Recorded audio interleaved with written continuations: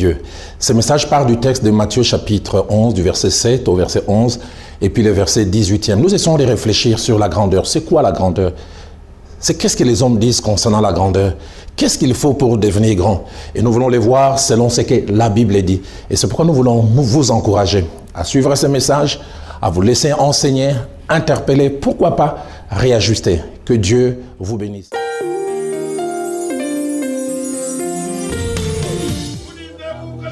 C'est toi que nous sommes venus adorer. C'est toi que nous sommes venus célébrer.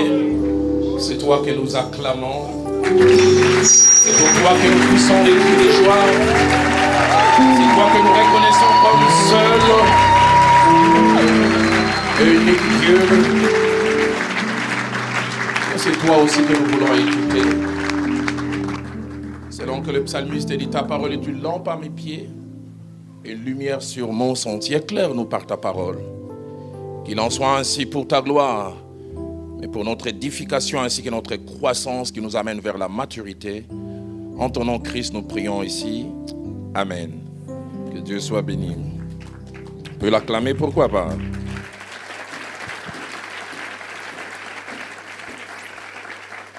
Bonjour à vous, frères et sœurs, ce matin.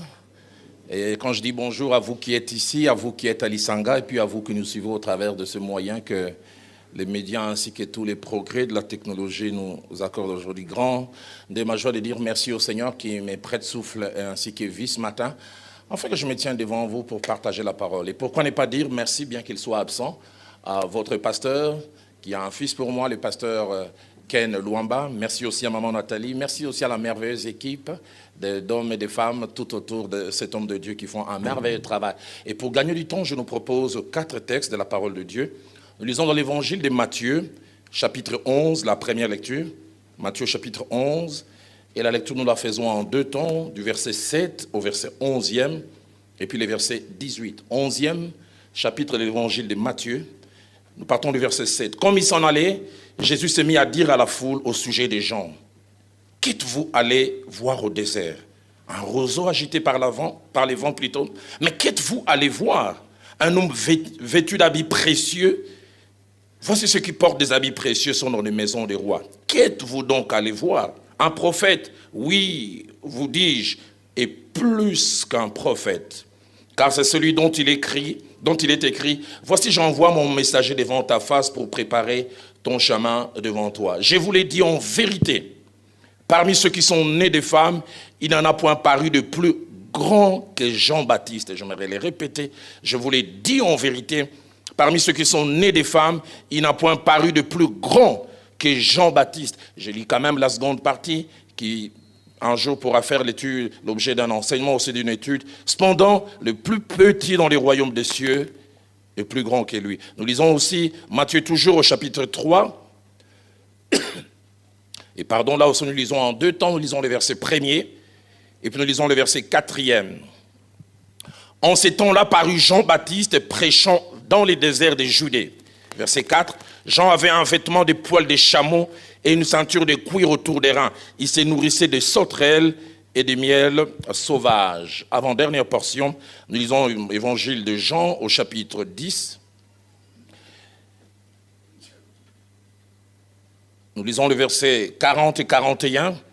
Jésus s'en alla de nouveau au-delà du Jourdain dans le lieu où Jean avait d'abord baptisé et il y demeura. Beaucoup de gens vinrent à lui et ils disaient, Jean n'a fait aucun miracle. Soulignez bien cela. Jean n'a fait aucun miracle. Mais tout ce que Jean a dit de cet homme était vrai. Et puis enfin, nous terminons avec Matthieu chapitre 14.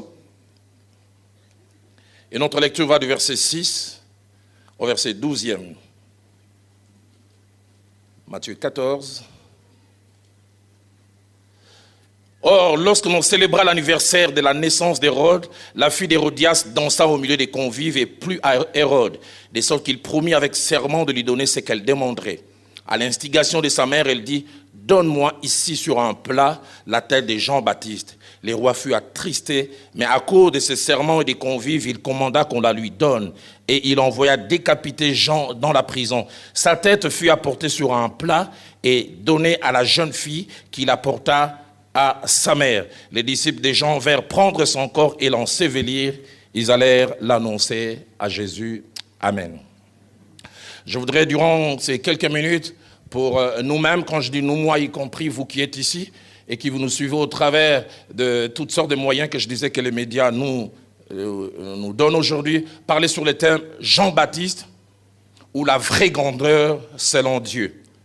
Jean-Baptiste ou la vraie grandeur selon Dieu. Jean-Baptiste qui est un personnage central, un personnage qui est comme un pont entre l'Ancien et le Nouveau Testament, nous enseigne ce matin sur une notion qui fait l'objet de la recherche de plusieurs d'entre nous, d'une quête, et même des fois d'une quête effrénée, d'une poursuite, la grandeur. La grandeur. Et lorsque nous parlons de la grandeur en général, ces termes de grandeur cachent 5 idées. La première idée, la grandeur veut dire caractère de ce qui est grand par ses dimensions, par sa taille. C'est-à-dire qu'il dépasse la norme, qui dépasse la moyenne ou qui dépasse l'ordinaire. Mutombo Dikembe, on dira il est grand, grand par la taille, grand par la stature. Deuxièmement, lorsque l'on parle de grandeur, on parle des caractères d'une personne ou d'une chose qui a une valeur au-delà de la moyenne et qui se distingue. Et troisièmement, lorsque l'on parle de grandeur, on aimerait parler du caractère de ce qui sort de l'ordinaire, qui attire l'attention, qui impose le respect et qui attire aussi l'admiration.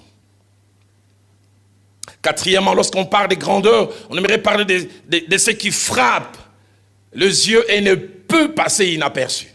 On ne peut que les remarquer. Et puis enfin, cinquièmement, lorsqu'on parle de la grandeur, on parle de la valeur ou de l'importance d'une personne ou d'une chose. Et cette valeur ou cette importance, on en parlera tout à l'heure, soit c'est une valeur réelle que l'on a ou que l'on croit avoir. Nous le verrons tout à l'heure parce qu'il arrive que les gens ne soient grands qu'à leurs yeux, mais ne sont pas réellement grands. Et cette valeur dont il est question, selon le monde, peut avoir 2 sources. La première source de cette valeur, c'est nous-mêmes. Dans Actes des Apôtres, chapitre 5, au verset 36, Gamaliel, essayant d'intervenir pour libérer les apôtres, passe un peu par l'histoire récente d'Israël et il parle d'un personnage qui s'appelait Théodas. Écoutez ce qu'il dit de Théodas. Il dit Théodas qui s'est donné pour quelque chose. Non pas qu'il était quelque chose, il s'est donné. Que des gens qui se donnent. Souvenez-vous du crapaud de la grenouille qui se croyait plus grand qu'eux. Théodas s'est donné pour quelque chose. Vous avez entendu parler de l'histoire de cette fourmi qui était sur le dos de l'éléphant. Et ce sont les amis ivoiriens, ils ont des histoires comme ça. Alors qu'ils étaient en train de traverser les ponts s'est mis à bouger. Et puis la fourmi a dit à l'éléphant, tu as vu comment toi et moi on a secoué les ponts?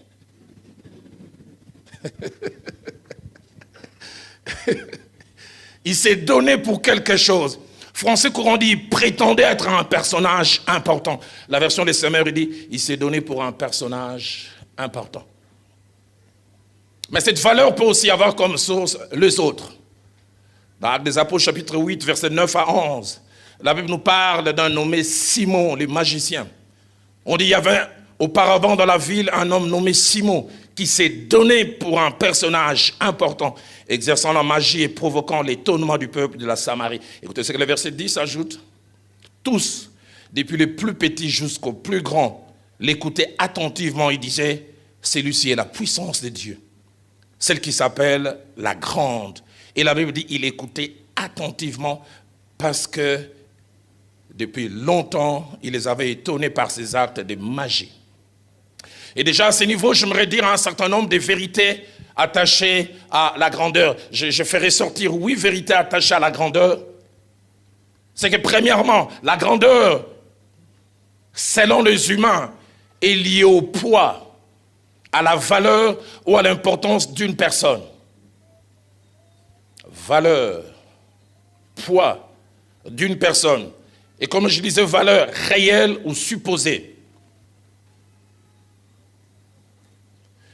Deuxièmement, la grandeur est toujours une notion comparative. On est toujours grand par rapport à quelqu'un. Toujours une notion comparative, toujours utilisée dans la comparaison. Dans Jean chapitre 4 au verset 12, lorsque la femme samaritaine compare Jésus à Jacob, il lui pose la question, es-tu plus grand que notre père Jacob, qui nous a donné ses puits et qui en a bu lui-même? C'est toujours une notion comparative. Notre église est plus grande que la vôtre. Notre parti politique est plus important que les vôtres. Troisièmement, la grandeur n'est pas une notion générale ou absolue.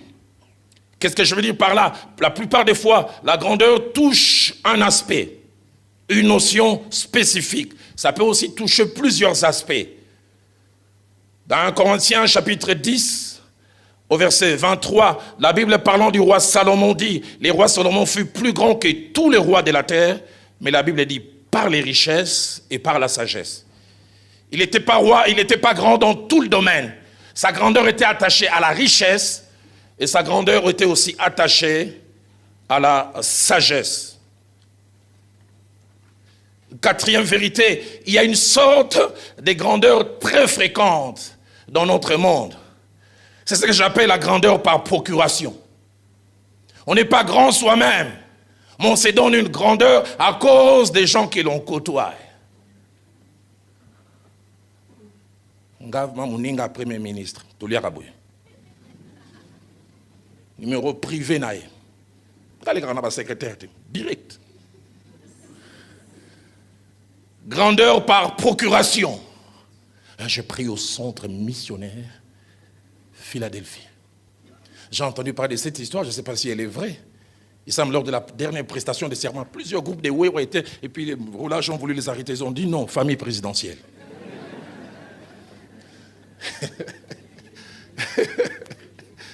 Vous nous négligez avant, mais maintenant on est quelqu'un faisant partie de quelqu'un. Grandeur par procuration. Roland Dalo Boye. Tu l'en as 17 fois.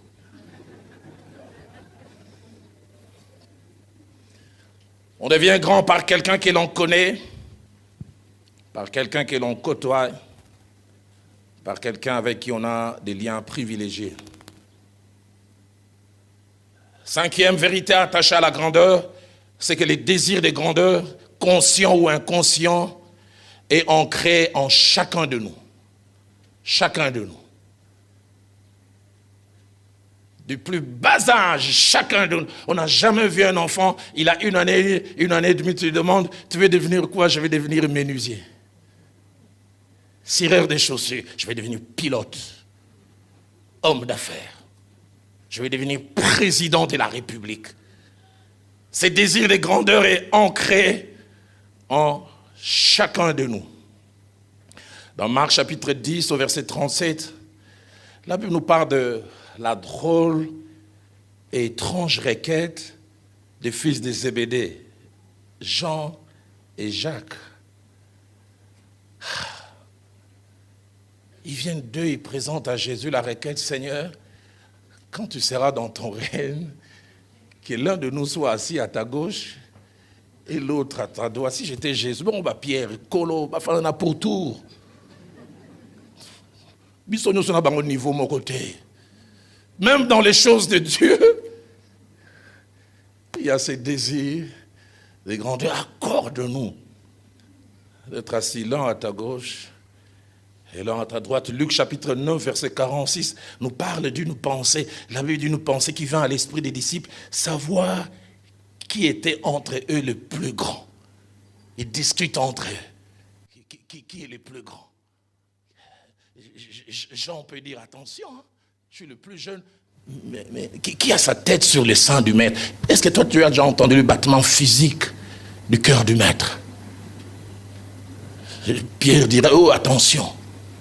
Est-ce que toi, il t'a déjà été dit, ce n'est ni la chair et le sang qui t'ont révélé ces choses, mais c'est mon Père qui est dans les cieux. Les autres pouvaient dire, mais quand il fait des miracles, vous, il vous laisse, non? Il prend souvent Pierre, Jacques et Jean. Nous tous, on est apôtres, mais nous, on est des apôtres majeurs. Vous êtes des apôtres et mineurs. Qui est le plus grand? J'aime souvent dire, s'il y a un jour où je n'aime pas suivre la télé chez moi au Congo, c'est dimanche. Et surtout s'il y a dimanche, c'est une fourchette de temps entre 10h et 16h. Si tu ouvres, un autre se lève et dit, Jésus de nuances. Donc dans les domaines de Vouanga, Jésus. Un autre lui dit, mais semble y mutatangi so papa na tangi sa école gardienne de yako yemba.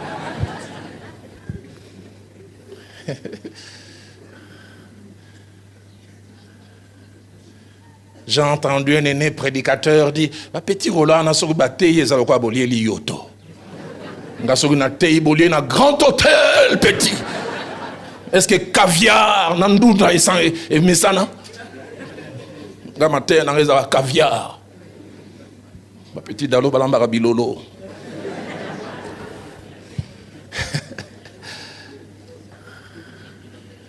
Luc chapitre 22, verset 24, on avait dit, il s'éleva parmi les apôtres une contestation. Lesquels d'entre eux devaient être estimés les plus grands? Waouh! Ils en discutent. Ils se restent entre eux. Qui est le plus grand? Waouh! La grandeur. Sixième vérité attachée à la grandeur, c'est comme nous le verrons, la grandeur en elle-même n'est pas un problème. Les trois grandes questions à se poser par rapport à la grandeur, c'est qu'est-ce que je fais ou je suis prêt à faire pour parvenir à la grandeur? La deuxième question, c'est pourquoi et pour quelle motivation je désire être grand? Avoir une grande église, avoir une grande renommée. La troisième question, comment vais-je gérer cet état des choses? J'ai à peine une trentaine d'années dans la foi, quasiment 30 ans dans le ministère, 28 ans dans le ministère pastoral. Je vis la grandeur, entre guillemets, dans le ministère AP certains. Quand ils étaient frères et quiconque, ils étaient bien pleins de vertus, mais quand ils deviennent, entre guillemets, grands, ils deviennent la caricature de tout ce qu'ils étaient avant. Ils perdent leur profil initial. Septième vérité, une notion approfondie de la parole de Dieu nous montre qu'il n'y a pas une sorte de grandeur, mais il y en a plusieurs. J'en ai fait ressortir 4. Il y a premièrement la vraie grandeur et deuxièmement, il y a la fausse grandeur. La vraie grandeur, mais aussi il y a la fausse grandeur. Troisièmement, il y a la grandeur selon les mondes et quatrièmement, il y a la grandeur selon Dieu. S'il y a plusieurs acteurs qui distinguent la vraie grandeur de la fausse grandeur, il y en a 2 des très importants qui peuvent nous aider à savoir cette grandeur est-elle réelle, vraie, ou elle est cosmétique, fabriquée.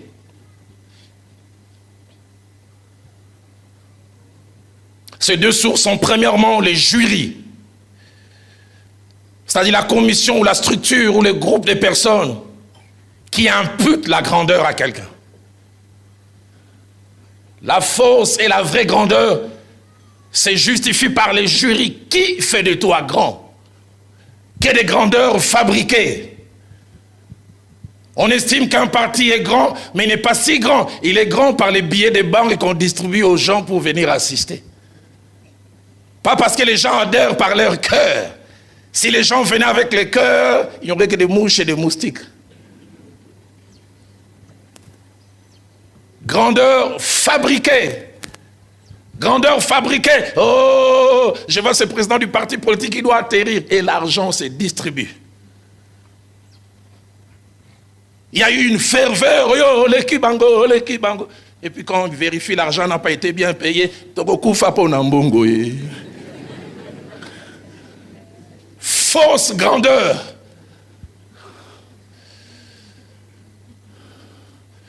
La fausse grandeur a souvent soit nous-mêmes seulement, ou quelquefois les autres, ou des fois nous et les autres comme jury. Mais la vraie grandeur a Dieu comme principale source, comme jury. Les hommes peuvent ne pas reconnaître ma grandeur. Moi-même, je peux ignorer que je le suis comme Jean. Jean ne se disait jamais être grand. C'est Jésus qui a ouvert la bouche, qui a dit de tous ceux qui sont nés de femmes, il n'y a pas de plus grand que Jean-Baptiste. Qui le voyait comme grand? Personne. Je prie qu'à Philadelphie, je prie que dans cette nation, les gens recherchent la grandeur, mais la grandeur selon Dieu. Dans Luc chapitre 1er, au verset 15, avant même la naissance de Jean le Baptiste, il a été dit à son père, Zacharie, et j'aime ce qui est dit. Cet enfant qui naîtra de toi, il est dit, il sera grand, mais devant les seigneurs. Les hommes peuvent ne pas voir sa grandeur, mais le Seigneur le verra comme grand. La version Parole de vie dit, il sera quelqu'un d'important pour le Seigneur.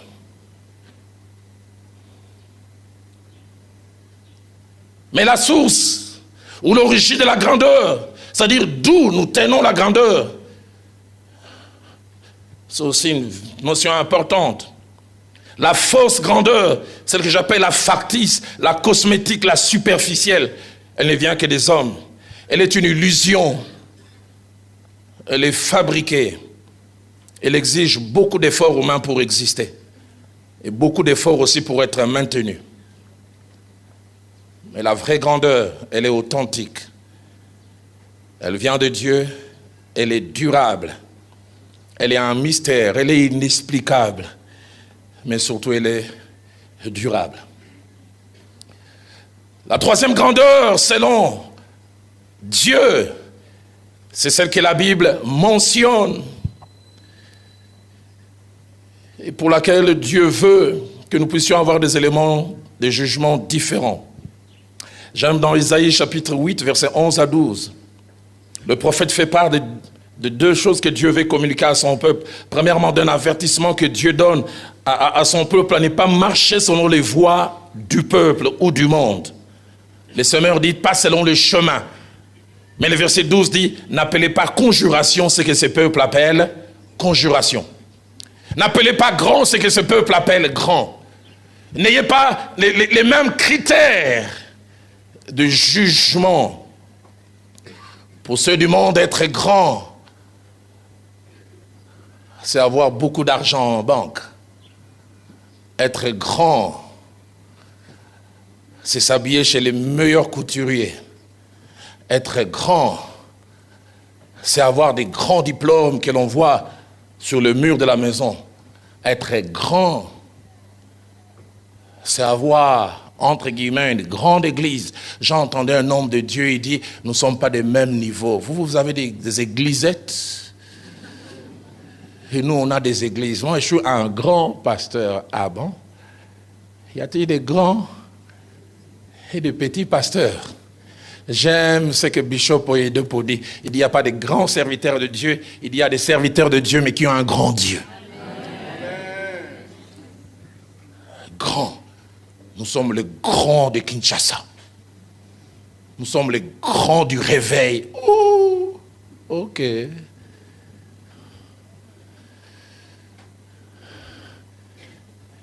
Et ce merveilleux texte que nous avons lu, de Matthieu 11, 7 à 11, qui est notre texte de base, est un texte plein d'enseignements, mais aussi un texte étrange attaché à la notion qui nous intéresse en ces jours, c'est de la grandeur. La première chose qui rend ce texte étrange, c'est le timing du discours de Jésus. Ce n'est pas après un miracle ou après un haut fait de Jean-Baptiste qu'il proclame sa grandeur. C'est un moment de la faiblesse de Jean-Baptiste. Jean-Baptiste est arrêté, il est en prison, il commence même à douter de Jésus. Et c'est à ce moment-là qu'il envoie des gens, il dit, allez demander à Jésus, est-il celui qui devait venir? Ou devons-nous en entendre un autre? Jésus les blâme presque. Il dit, allez dire à Jean, les aveugles voient et les paralytiques marchent, et puis il dit, malheur à celui pour qui je ne serai pas une occasion de chute. Et après l'avoir presque blâmé, il se retourne et se met à les louer. Drôle de timing pour parler de la grandeur de quelqu'un qui en ce moment sa foi est au plus bas pour dire que les critères de la grandeur ne sont pas les mêmes selon Dieu et selon les hommes.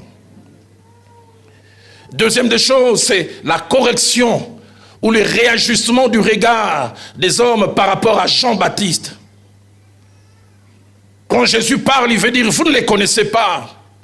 Vous n'avez pas la réelle idée de ce qu'il était, parce qu'il venait de terminer son ministère, il était quasiment en train de disparaître. Il dit, vous portez les mauvaises lunettes pour les juger. Vous ne les connaissez pas bien. Voilà pourquoi il dit dans Matthieu 11, 8 à 9, mais qu'êtes-vous donc allé voir un homme vêtu d'habits précieux? Qu'êtes-vous donc allé voir un prophète? Lui-même dit, plus qu'un prophète. Vous ne les connaissez pas, vous ne connaissez pas sa valeur. Moi, je la connais. Il n'était pas vêtu d'habits précieux. Une autre version dit pas d'un style vestimentaire raffiné. Troisième des choses, par rapport à ces contextes et attachés à la grandeur, c'est la déclaration étrange de Jésus-Christ. Parlant non seulement de Jean-Baptiste, mais les comparant à plusieurs avant lui. Et il montre que Jean-Baptiste occupe une place spéciale, une position particulière.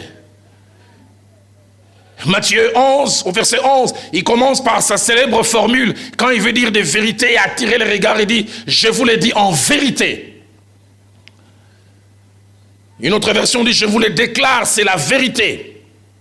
La version de Semeur dit, vraiment, je vous l'assure. Et qu'est-ce qu'il nous assure? Il dit, parmi tous ceux qui sont nés des femmes, tout, plus grand qu'Adam, le premier. Quand il parle en ce moment, il veut dire plus grand qu'Abraham. Quand il parle, il veut dire plus grand que David. Plus grand que Salomon, qui était reconnu comme étant le plus grand de son époque. Plus grand que Jules César à Rome. Il dit de tous ceux qui sont nés des femmes. Et ceux qui l'écoutent, ils disent, quels sont ces critères de grandeur? En quoi est-il plus grand que les autres? Parmi tous ceux qui sont nés des femmes, il n'a pas paru de plus grand que Jean-Baptiste. Quatrième chose, dans ce texte, c'est que celui de qui Jésus parle n'a pas l'allure, il n'a pas les profils ou les caractéristiques de la grandeur selon le monde ou selon les hommes. Ce n'est pas un grand roi avec influence. Ce n'est pas comme Louis XIV, le roi soleil. Ce n'est pas un grand général dont la poitrine est remplie de décorations, qui montre ses actes de haute bravoure. Ce n'est pas un homme d'affaires riche, possédant biens et serviteurs. Ce n'est pas un propriétaire terrien avec des hectares et des hectares qui lui appartiennent. Ce n'est même pas un grand leader religieux faisant partie du Sanhédrin juif. Mais Jésus dit, de tous ceux qui sont nés des femmes, il n'y a pas de plus grand que Jean-Baptiste. Au travers des 4 passages que je vais faire ressortir, la Bible nous donne une idée de sa vie, de la réputation dont il jouissait et de l'image que les gens avaient de lui, qui n'avait rien à voir avec la grandeur selon le monde. Mais Jésus-Christ les trouvait grands. Matthieu chapitre 1er, verset 18, dit de lui à cause de son style de vie, les gens de son époque disaient qu'il a un démon. Ah bon, quelqu'un de qui l'on dit qu'il a un démon, on peut l'appeler grand. Un style de vie rude, sobriété. Matthieu chapitre 3, verset 1, il n'avait pas de cathédrale en verre. J'ai entendu parler d'un homme qui a dit, j'ai construit la plus grande église en Afrique, 100 000.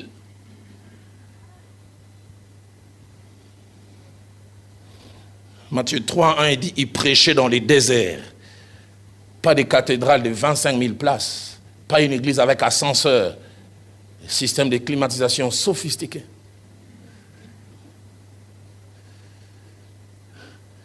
Matthieu 3, chapitre 4, nous parle de son style vestimentaire qui n'a rien à voir avec la grandeur. Il avait un vêtement de poils de chameau et une ceinture de cuir autour des reins. Quand on étudie l'habillement de l'époque, il s'agissait d'une étoffe grossière, fabriquée avec des poils des chameaux au lieu de la laine, parce que la laine était les produits pour les riches. Et cet habit, c'était l'habit des pauvres. J'ai connu un homme de Dieu. Quand moi, je n'étais pas encore converti, lui, on a étudié ensemble dans la même école, 5e et 6e secondaire. Il me frappait par sa qualité de vie chrétienne. Et on finit les études secondaires en 82. Je le perds de vue, j'apprends qu'il est allé en Europe. En 85, je me convertis. Et puis en 86, il est présenté comme prédicateur dans une église. Et ce qui m'a frappé, c'est autant je le connaissais qu'un homme spirituel et simple avant, autant je retrouve un homme vaniteux, rempli de lui-même. Ce jour-là, j'étais dans cette église, je voulais sortir. Il prend le microphone et dit moi, tel que je suis habillé là, c'est $20,000. Ma paire de chaussures, c'est telle. Nous sommes des princes de Dieu. Et puis il va plus loin. Il dit, la Bible dit, nous porterons des fins lins au ciel. Mais moi, je commence sur terre. Je dis, yeah. Ok.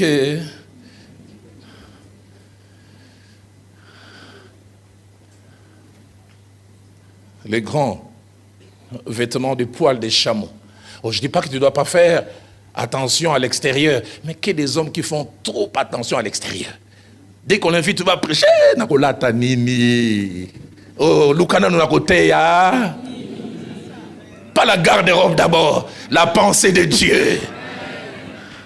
Papa Naroté à dimanche, na côté la bango salon de coiffure. Mais t'as pas coin bien, papa. Message 0. Présentation extérieure sublime. Donne-nous des gens qui viennent même en Lingbanda, mais qui ont la pensée de Dieu.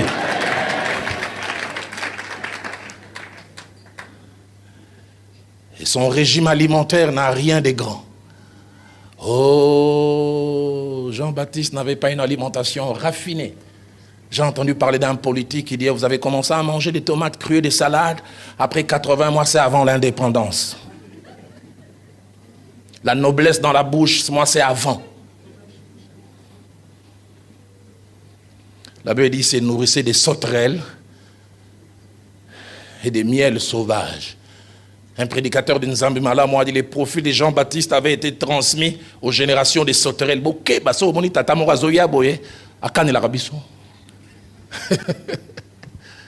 C'est tout ce qui faisait sa nourriture. Et les sauterelles, c'est la nourriture des pauvres, de ceux qui n'avaient pas de moyens. Ils servaient de nourriture aux pauvres. Et le miel qui abondait dans les montagnes de la Judée, où les abeilles les déposaient le plus souvent, c'était quelque chose que l'on pouvait trouver sans sortir de l'argent. Et c'était ça que Jean-Baptiste. Seigneur, en quoi Jean-Baptiste est-il grand? Jean chapitre 10 au verset 41, la Bible apporte encore un élément qui n'a rien à voir avec la grandeur. La Bible dit, Jean n'a fait aucun miracle. Un homme de Dieu se lève et dit, moi dans mon ministère, le surnaturel est naturel. L'extraordinaire est ordinaire. Ouh! Partout où je passe, des signes et des prodiges. Jean, il n'a fait aucun miracle. Il n'a même pas prié pour quelqu'un qui était enrhumé, la personne a été guérie. Mais Jésus dit de lui, il est le plus grand.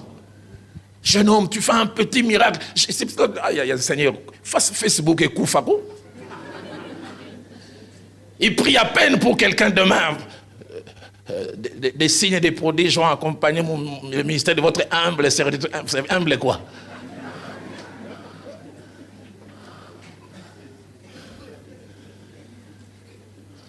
Autrefois, on laissait les gens nous louer. Les gens se louent eux-mêmes. Ils se fabriquent eux-mêmes leurs propres marketeurs. Matthieu chapitre 14, versets 6 à 12.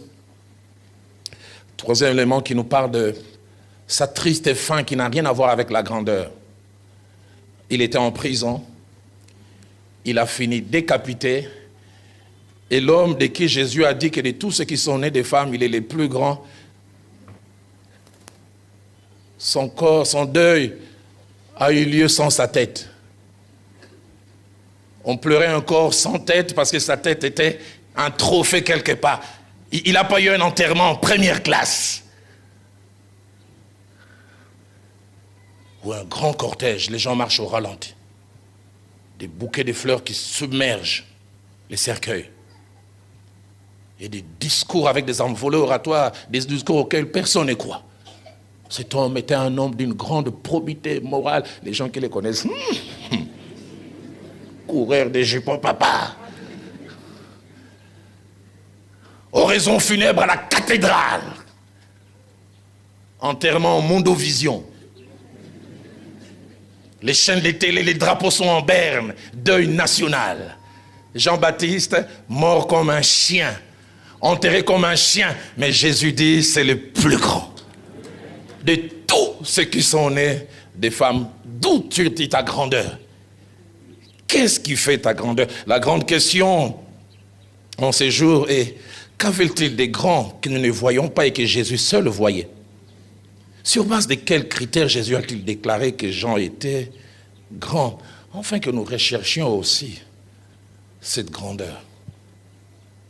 Quelles lunettes Jésus portait pour voir la grandeur de Jean-Baptiste que les autres ne voyaient pas? Avant de répondre à cette question, j'aimerais dire qu'une étude approfondie de la notion de la grandeur montre que les gens sont grands selon 4 causes. Et malheureusement, le monde se limite aux 3 premières causes et ignore et néglige la 4e cause qui est proche de la grandeur selon Dieu et la grandeur dont Jésus parlait. Cette 4e cause, cette 4e dimension, c'est la plus élevée, la plus noble et que je nous souhaite. La première dimension de la grandeur, c'est la grandeur selon les choses accumulées ou selon les avoirs. Selon le monde, on est grand par ce que l'on a. On est grand par ce que l'on possède. On est grand par ce qu'on a accumulé comme bien. Et le monde vous regarde comme étant grand. Job chapitre 1er verset 3. Job était grand, un homme important dans la contrée où il vivait à l'époque à cause de tous les biens qu'il avait. Plus de 5000 brebis, des chameaux, des serviteurs en grand nombre. Deuxième degré, deuxième dimension de la grandeur, et ça c'est encore quelque chose, c'est la grandeur selon les connaissances acquises ou accumulées. Je dis la grandeur selon les savoirs. Premièrement, selon les avoirs, les choses accumulées. Mais deuxième niveau de la grandeur, c'est la grandeur selon les savoirs. Les gens s'estiment grands parce qu'ils ont des diplômes. J'ai un PhD en sciences nucléaires.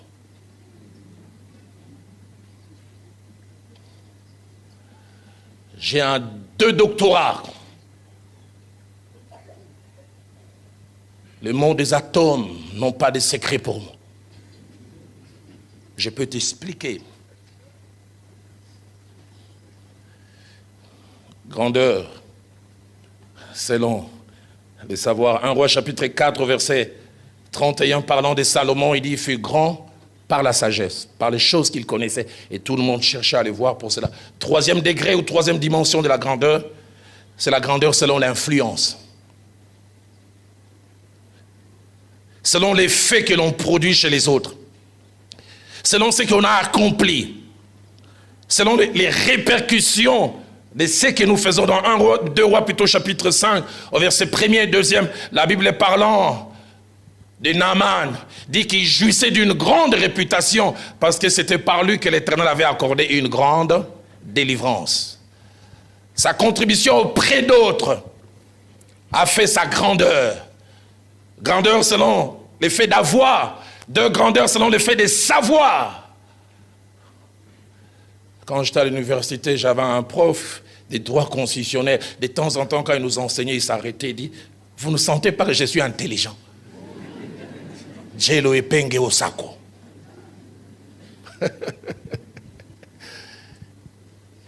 Il dit, j'ai eu mon doctorat avec non seulement acclamation du jury, mais acclamation durable.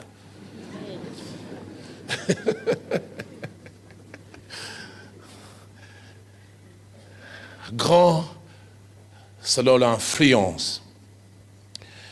selon ce que l'on a accompli. Et puis il y a la quatrième dimension, le quatrième degré, celui que Jean-Baptiste a eu à atteindre et pour lequel je prie que toi et moi, nous puissions non seulement atteindre, mais rechercher. C'est la grandeur selon les caractères. La grandeur selon ce que l'on est. Pas ce que l'on fait, pas ce que l'on a, pas l'influence, mais la grandeur selon l'être. Qui êtes-vous? Et Jean-Baptiste était grand, non pas parce qu'il avait. Jean-Baptiste était grand, non pas parce qu'il savait. Jean-Baptiste était grand, non pas à cause de l'influence, mais Jésus a reconnu la grandeur de Jean-Baptiste à cause de ce qu'il était. Un caractère élevé, une personnalité hors pair. Si dans son caractère, Jean le Baptiste avait plusieurs traits qui ont pu toucher Jésus, je fais ressortir 5 rapidement. Le premier trait de caractère, c'était la fidélité à son appel, ainsi qu'à sa vocation.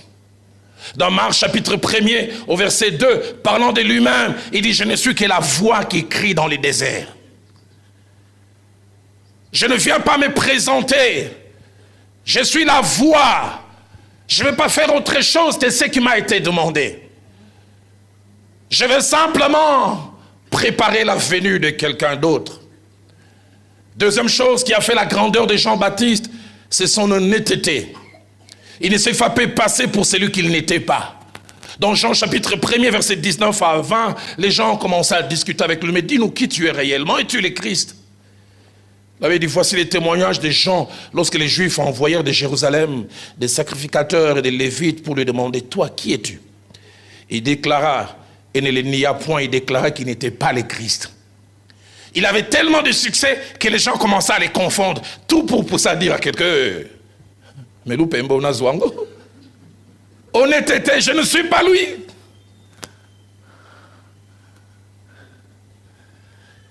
J'ai été étonné quand j'étais pasteur titulaire, un monsieur vient et dit, je cherche le pasteur titulaire de l'église. J'ai dit, mais c'est moi. Il dit non. Le vrai pasteur, c'est un jeune homme que j'ai rencontré. C'est moi. Et puis il me montre la photo du jeune homme. Quand le jeune homme est venu, j'ai dit, oh, on a bon de la tour, on a bêté ma couffe. À la limite, il dit que tu travailles ici. Ne dis pas que c'est toi le pasteur titulaire. Honnêteté. Je fais partie des collèges des pasteurs à Philadelphie. Et pourtant, tu n'es qu'un intercesseur.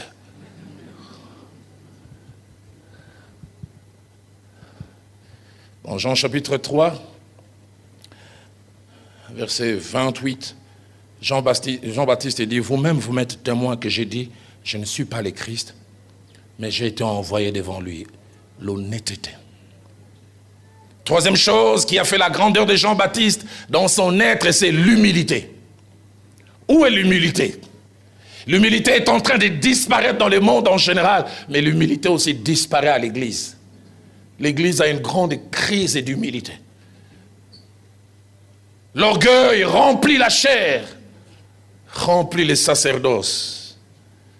L'humilité, c'est la capacité à reconnaître ce que l'on est et ce que l'on n'est pas. Ce dont on est capable et ce dont on n'est pas capable. Mais aussi à reconnaître ce que les autres ont en plus. Il y a des gens, ça leur coûte de reconnaître que les autres les dépassent.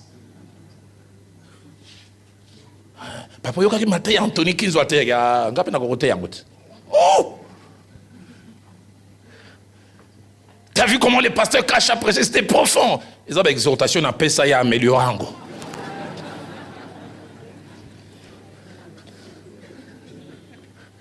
Mon pasteur, le fait Jacques-André Vernon dit, la grandeur qui s'est bâtie en abaissant les autres n'est pas la grandeur. La vraie grandeur n'a pas peur d'élever les autres.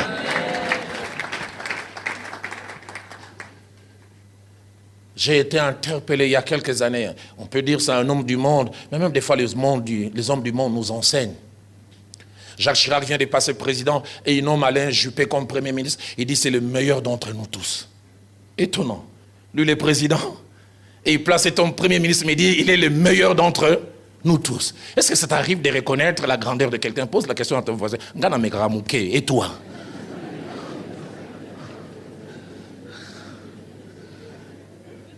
Mes sœurs, est-ce qu'on dit Makabima Moninga?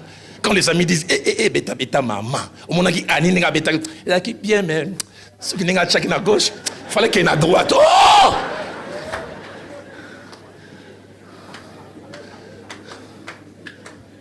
Maman vient à l'attaque, il y a qui bien, mais rouge à lèvres, débordé, mouké. Pasteur Dalo, t'as la carte, maman Bima. L'humilité. Jean 1, 26 à 27, parlant de lui-même, il dit, moi je vous baptise d'eau. Au milieu de vous, il y a quelqu'un que vous ne connaissez pas, qui vient après moi. Au verset 27, il dit, je ne suis pas digne de délier les courroies de ses souliers. Waouh! Luc 2, verset 16, il dit, moi je vous baptise d'eau, mais il vient celui qui est plus puissant que moi. Ça c'est Jean-Baptiste. Il reconnaît. Quatrième chose qui a fait la grandeur de Jean-Baptiste, c'est le contentement. Il a accepté ce qu'il avait. Il a accepté ce que Dieu lui donnait. Jean chapitre 3, verset 26 à 27, ainsi que verset 30. Jean-Baptiste avait un grand succès en termes de ministère. Il a tiré des gens qui les suivaient jusqu'au désert. Et quand il a commencé à parler de Christ, les gens ont commencé à quitter son équipe pour rejoindre l'équipe de Christ. Et un groupe de disciples vient à la fois accuser et Jésus et ceux qui ont quitté son camp. Ils veulent dire, maître, tu sais, celui que tu as baptisé au-delà du Jourdain, tout le monde va à lui. Tout le monde connaît aussi la vie de Gangwana, Bercy. Et puis, Seigneur, tout le monde a bilongi à Batou Bazaki au béton. Lionel Goutakendakuna. J'aime la réponse de Jean-Baptiste. Il dit, un homme ne peut recevoir que ce qui lui a été donné du ciel. Il dit, si c'est le ciel qui lui a donné, où est le problème? Et puis il ajoute, il faut qu'il croisse et que je diminue. Où sont les gens qui ont le contentement? Dieu peut te donner un impact sur 1000 personnes. S'il a donné à l'autre l'impact sur 10 000, où est le problème? Tu souffres, vous savez, heureusement Dieu n'expose pas nos cœurs. Sinon tu serais étonné, celui qui t'appelle ma copa, tout ce qu'il ressent dans son cœur. Celui qui t'appelle pire Ngaï, tu es son pire ennemi.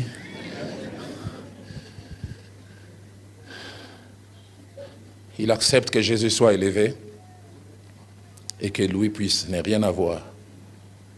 Dans Jean 1, 29, puis 35 à 37, la Bible nous le montre comme un acteur jouant une pièce de théâtre prêt à disparaître de la scène et introduire quelqu'un. La Bible dit, le lendemain, il vit Jésus venant à lui et il dit, voici l'agneau de Dieu qui ôte les péchés du monde. Moi, je vous préparais seulement le chemin.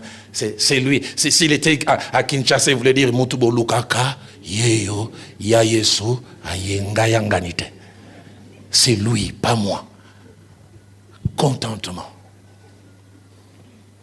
Tu souffres parce qu'on ne t'a pas donné un vocal. Ngazara ligorodo. Ba vocal ba pesa rabane. On les a cotré na bango. Le problème c'est quoi? Tu veux simplement que ta voix soit entendue et vue aussi. Je prie que le jour où on te placera, tu fasses des dièses, toi mais tu iras en retraite après. Tu rates tellement, la prochaine fois tu dis rien battre, dans la retraite. Je n'ai jamais oublié. Vendredi, quand j'étais pasteur assistant là-bas, c'était un jour où on laissait le pasteur en stage prêcher. En général, c'était des réunions assez normales. Pas trop de tralala. On venait en chemise pour prêcher. Et ce jour-là, on a choisi un jeune homme en dernière année. Ouf! 10 minutes avant la réunion, on les voit entrer en smoking. Noir. Partie dorée, nœud papillon. 4 photographes, il fait un pacha. Les lots réveillent au Bandawa. 3 caméramens. J'étais assis là, mon aîné pasteur Willy Bola et les jeunes hommes. On était envahis des flashs. Et puis je viens, je l'annonce, le frère va prêcher. Il marchait calmement, avec solennité. Quand il monte, avant de prêcher, il arrange d'abord son nez. L'image compte beaucoup pour lui. Il ouvre la Bible.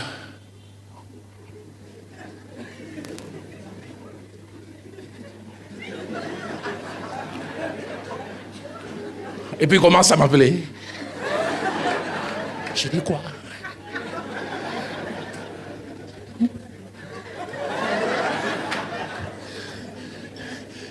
Je viens, je les prends du haut de la chair. Je les fais asseoir. Il dit...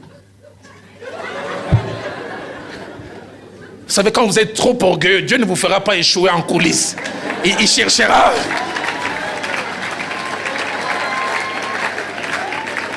Je vais faire une prière, tu diras pas Amen. Philadelphie. Prochain mercredi, prochain jeudi. Au nom de... Je te vois, tu cites un nom, mais moi je ne peux pas citer des noms.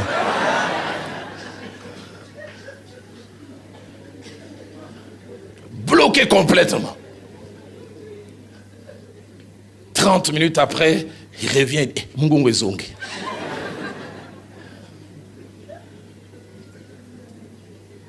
Cinquième et dernière chose, et je termine, qui a fait la grandeur de Jean-Baptiste, c'est l'intégrité et la probité morale.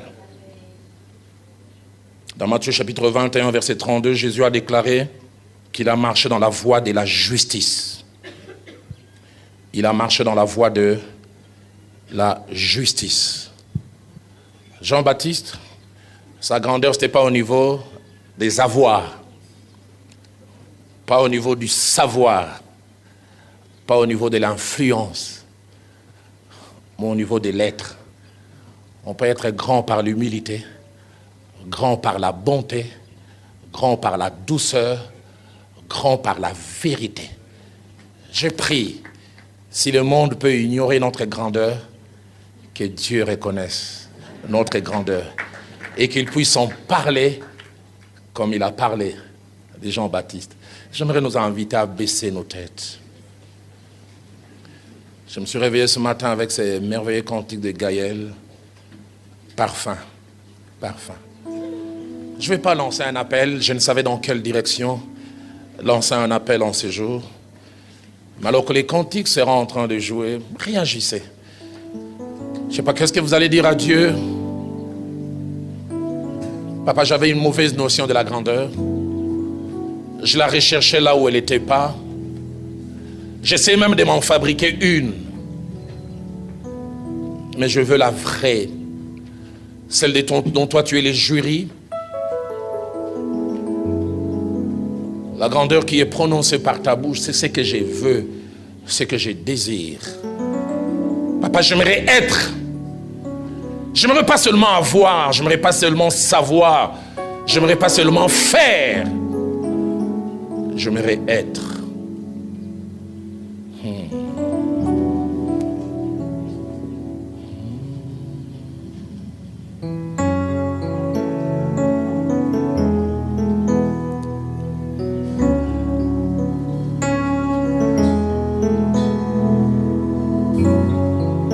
C'est là mon désir, pour ton plaisir. Vous venez de suivre ces messages sur Jean-Baptiste, où la grandeur selon Dieu. Nous voulons croire que ça vous a édifié. Nous avons essayé de montrer qu'il y avait plusieurs sortes de grandeur. Il y avait la vraie, il y avait la fausse. Il y a la grandeur selon le monde, et puis il y a la grandeur selon Dieu. Et vous avez suivi à la conclusion que nous avons montré qu'il y avait 4 niveaux de grandeur. Il y a la grandeur selon que l'on a, la grandeur selon ce que l'on sait, la grandeur selon l'influence ou ce qu'on accomplit.